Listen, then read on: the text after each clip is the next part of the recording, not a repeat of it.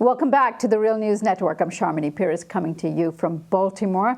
I'm speaking with Walden Bello, who's joining us from Japan, and we are speaking about the Philippines and President Duterte's 100 days in office. Walden, recently President Duterte threatened to cancel joint military exercises with the U.S. Later, he had to actually carry on with it, from what I understand. But there is a military forces agreement in place between the Philippines and the U.S., which Duterte wants to cancel because he says there's no benefit to Philippines in this agreement. And he's also headed to China after the decision in The Hague, which was ruled in favor of the Philippines when it comes to the conflict over territory in the South China Sea. All right, explain all of this to us, what's really going on, and what is this new gesture towards China, and what does that mean in terms of geopolitics? First of all, we kicked the bases out in 1991, 1992, and that was one of the high points of the nationalist movement at that point in time, when our Senate refused basically to enter into a new agreement with the United States. But in 1999, under the pressure of Washington, we had something called the Visiting Forces Agreement, which allowed American troops to come in and train together with Filipino units. And in 2014, the Philippines and the U.S.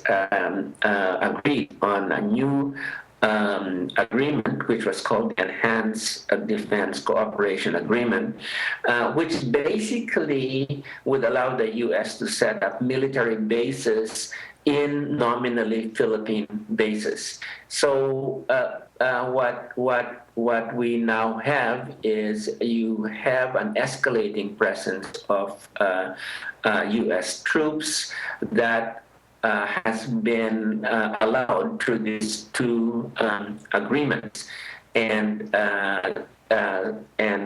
that's something that people like me and others who have the national interest of the Philippines at heart, we felt that these agreements were, getting the Philippines' national interest to be very compromised, and that it's really the U.S. objectives of containing China that was being served by these agreements. And this is the reason that I and others have really opposed these agreements and pushed. Now, Duterte has said that this military alliance is all about the U.S. It has very little use or value to the Philippines itself. What did he mean by that?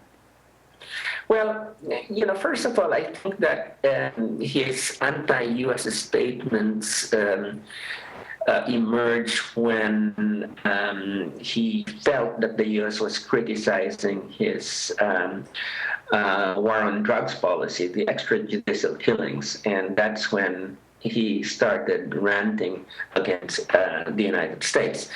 And some people say that he, in fact, had strong anti-American feelings from his student days when he was exposed to the anti-imperialist movement and the left in Philippines.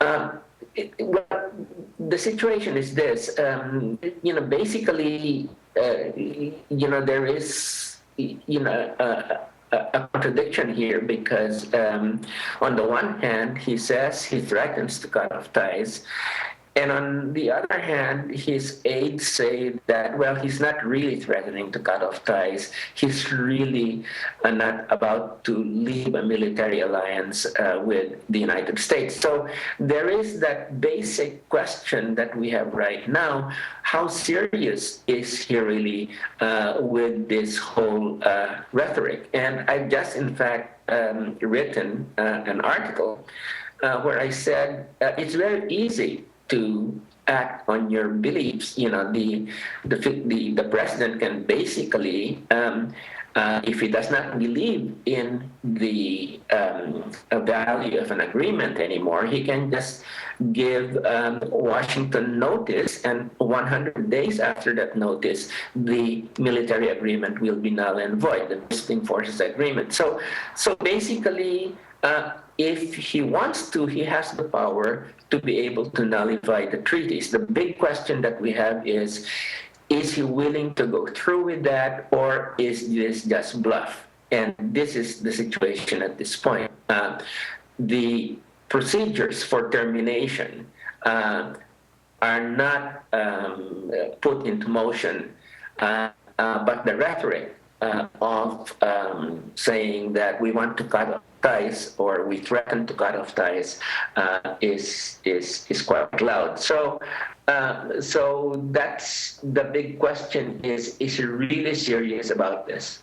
Okay, so this kind of snubbing of the United States and declaring these public statements and not going through the process of registering his discontent and then dislodging from these kinds of agreements, he's made this sort of a public controversy around it.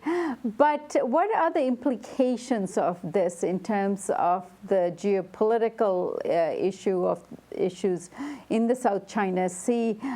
And particularly concerning this declaration in the Hague recently. I imagine that this was actually a case that was registered by the previous government, and now the decision has come down in favor of Philippines. What does that mean?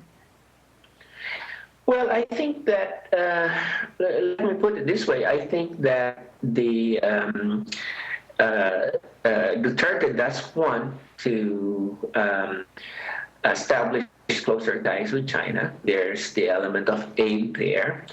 There's also the fact that I think he's attracted to China's authoritarian system, and I think he's attracted by the fact that whenever the United States State Department says something about human rights conditions in China, the Chinese government basically says it's none of your business. And I think that's the kind of diplomatic stance that appeals to Duterte. At the same time, I think he really wants to get more aid from China, and it's known that he's quite close to the Chinese ambassador, and but and in many ways healthy that he's opening up to China, but and maybe going in pursuit of a more independent foreign policy, and I think that's positive. But the big question is, will he in fact push through and say that okay, there's going to be a sea change right now. I will really be independent, and I'm going to leave these military alliances with the United States. And that's what his aides, and he himself has said that he's not willing to leave military alliances. So, I think there's a degree of confusion right now on exactly, where he wants to go. As far as Washington is concerned, Washington basically says, well, we've received no formal notice from the Philippines that it wants to revise this, it wants to leave this, it wants to tear up this agreement.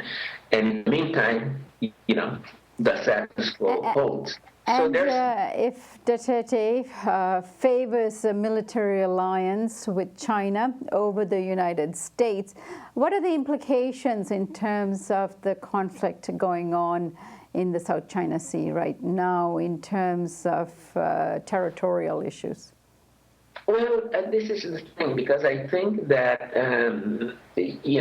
China would basically play Duterte for all he's worth, on this issue, and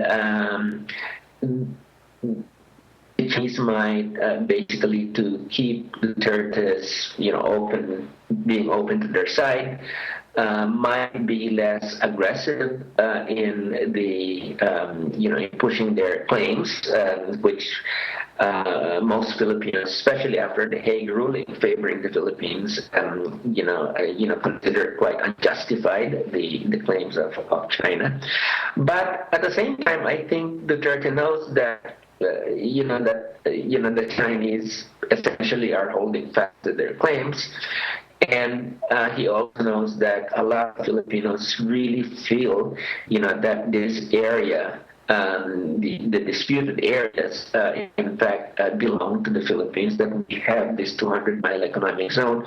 So Duterte has to make sure that he doesn't trample on this feelings of Filipinos that they are being bullied by China, because I think that if he comes too close to China, to the point where people feel that he's abandoning or de facto abandoning our rights to the south, to these areas called the West Philippine Sea, then I think he knows that his popularity is not, going to last. Walden, you said earlier that President Duterte has actually appointed some progressive left people to his cabinet and his government.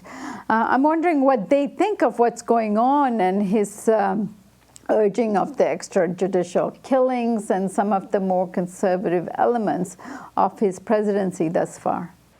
Well, on the one hand, the Communist Party of the Philippines and others that belong to a certain sector of the left have condemned the extrajudicial killings, but at the same time, they're negotiating to basically end the conflict with the government. They hope to have a peace agreement with the government, and they have people very close to the Communist Party and the National Democratic Front in key positions within the government at this point in time. So, I would say that, for the traditional left, it's been a very conflicted. They have these conflicting feelings. On the one hand, they know that they cannot justify these extrajudicial killings, but on the other hand, there is this sense that there might be some openings in terms of social agendas that might be fulfilled by the Duterte government. So I think they're very conflicted with that. Now, other sectors of the left have been much more solid in terms of their condemnation of the extrajudicial executions, basically saying that, yes, there might be some of these positive things, but they're all overwhelmed by this policy of extrajudicial execution of drug users. All right, Walden, I thank you so much for joining us today, and I hope to have you back very soon, because I think the new president of the Philippines is posing some very challenging issues for the world. Thank you so much. Okay, thank you too. And thank you for joining us on the Real News Network.